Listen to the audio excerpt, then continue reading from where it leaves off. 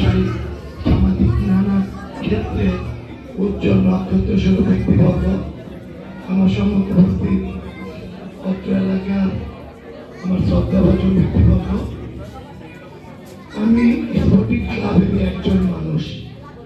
America যাওয়ার পূর্বে এই ক্লাবে খেলা, সাংস্কৃতিক অনুষ্ঠান, নাটক, অনেক কিছুর সাথে আমি জড়িত ছিলাম। আজকে আমি এখানে বসার যোগ্যতা রাখি না, তবু আমাকে যারা সম্মান দিতেন ধন্যবাদ।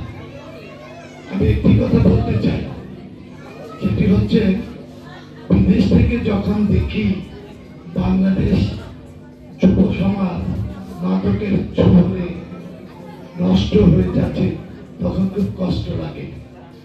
যুব সমাজকে মাদক মুক্ত করার জন্য একমাত্র পথ হচ্ছে খেলাধুলা, সাংস্কৃতিক মনা হিসেবে গড়ে তোলা। স্পোর্টিং ক্লাব সেই ভূমিকা রাখবে এবং আমি স্পোর্টিং ক্লাবের পাশে থাকবো। আমার সাথে যেন যোগাযোগ করে, আমি আপনার চেষ্টা করবো ছাত্রের সহযোগী দিয়ে আমি অর্থিকভাবে এই ক্লাবটা গড়ে তোলার জন্য। ধন্যবাদ সবাইকে।